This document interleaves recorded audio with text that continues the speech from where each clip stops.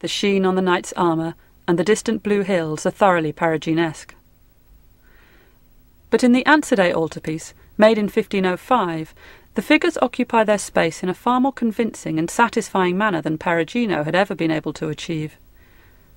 The geometry of the composition is carefully planned out, in thirds, vertically and horizontally. There are still some problems in the design. If the throne were constructed as Raphael has painted it here, it would have been too shallow to sit on comfortably.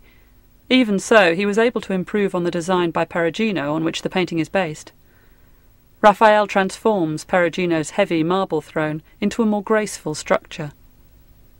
He also gives his saints more animation, and perhaps more significantly, the potential for animation.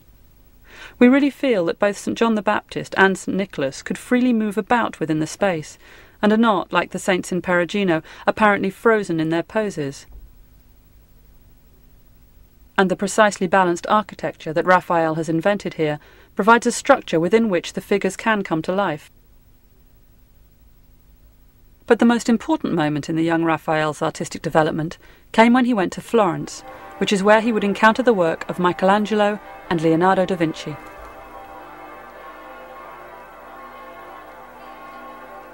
He had with him a letter of recommendation from Giovanna Feltria, the Duke of Urbino's sister. The bearer of these will be Raphael, painter of Urbino, who, being gifted in his profession, has determined to spend some time in Florence in order to learn. And because his father, of whom I was very fond, was most worthy, and the son is a most sensible and well-mannered young man, on both accounts I bear him great love, and desire him to attain perfection. To attain this perfection, Raphael knew that he needed to study at first hand the work of his two great older contemporaries, Michelangelo and Leonardo. In Florence, both artists had been commissioned to paint frescoes depicting battle scenes for the council hall inside the Palazzo Vecchio. Neither of these works were completed, and are now both lost, but their compositions are known to us from copies. Michelangelo and Leonardo both used drawing to develop their ideas. This greatly interested Raphael, and is surely one reason why he was so keen to visit the city. One of Leonardo da Vinci's most celebrated paintings was his composition of Leda and the Swan. The lost original is now known to us through copies such as this one. Raphael made his own study of Leonardo's work, resulting in this drawing. He has ignored the mysterious, suggestive landscape and the charged erotic atmosphere of Leonardo to concentrate instead on the figure's contrapposto pose. Her weight is supported on her right leg, giving her hip a graceful curve that is counterpointed by the twist of her upper body as her shoulder skews through space towards us. This rhythmic articulation of the figure was a great lesson to Raphael, his Galatea of around 5 years later being just one beneficiary. And this beautiful panel of St. Catherine, made in 1507 or 8, has that same complex movement. Raphael also adapted Leonardo's graphic technique of making rapid experimental sketches with a flurry of lines that show new ideas being tried, with heads, limbs, drapery shifted around in various positions. Studying work such as this helped Raphael to develop his own compositional experiments. When Raphael arrived in Florence, Michelangelo's statue of David had recently been installed outside the Palazzo Vecchio.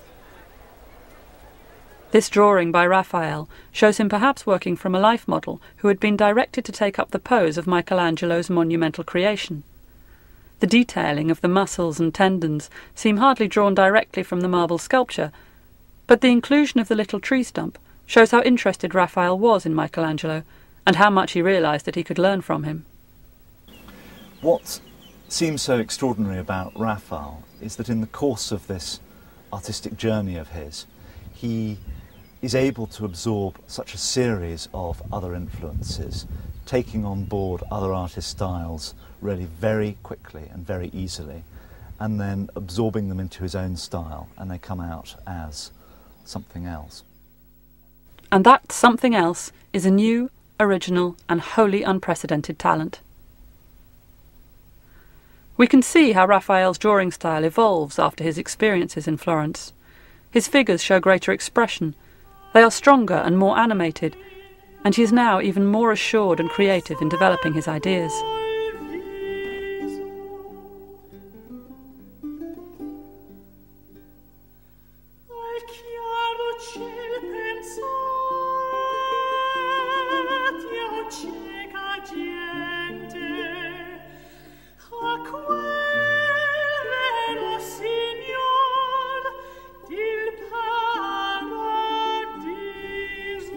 A remarkable survival is a series of drawings that Raphael made for this painting, showing the entombment of Christ.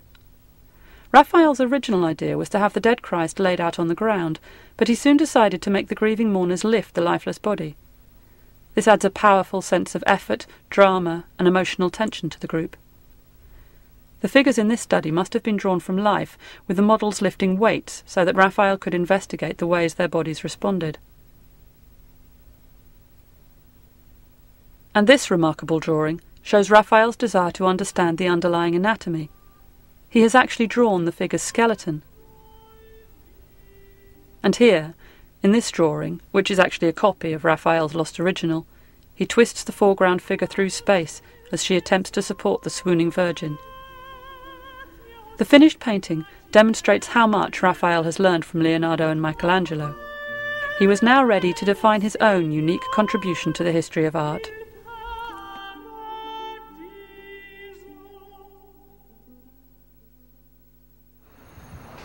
His great opportunity came to him in 1508, with the commission from Pope Julius to paint the Stanza della Segnatura, his private library in the Vatican. Such was Raphael's enthusiasm to begin that he left unfinished a significant commission of an altarpiece in Florence.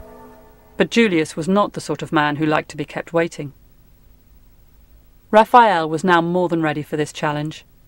The frescoes in the Stanza della Segnatura demonstrate extraordinary subtleties of composition, as his arrangement of the theologians and philosophers in the fresco known as the Disputa reveals. The drawings he made for this wall include examples of different graphic techniques. He worked with both nude and draped figures as he devised a complex multi-figure composition of rhythm, grace and elegance. These drawings, including an amazing sheet from Frankfurt where all the figures are studied nude, show how Raphael developed the composition, moving figures around, studying them as a group and individually, and generally putting an amazing effort of design into the creation of this masterpiece.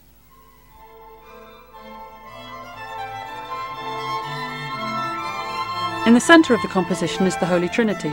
Christ sits in glory and displays his wounds. He is flanked by his mother Mary and St. John the Baptist, and is surrounded by the heads of cherubim. Above him is God the Father, and below him, in the traditional form of a dove, is the Holy Spirit. Golden rays descend onto the sacrament that is displayed upon the altar. On the banks of clouds are seated different saints, together with Old Testament prophets and patriarchs. Amongst others we can see St. Peter, seated at the end. Next to him is Adam. And here, clutching the tablets on which are written the Ten Commandments, is Moses, and at the very end of the row, St. Paul. Below, on earth, the fathers of the Church sit beside the altar. On the left, Saints Gregory and Jerome, and on the right, Augustine and Ambrose. Other theologians and philosophers complete the crowd, including Dante, a highly suitable subject for a library, and the late Pope Sixtus IV, Julius II's uncle. They are not disputing, as the mistranslated traditional title erroneously implies, but affirming the mystery of the Holy Eucharist. The most celebrated, and arguably the most influential of Raphael's Vatican frescoes, is on the adjacent wall. The School of Athens is a composition of perfect order, clarity, balance and beauty that gathers together the great philosophers of the ancient classical world.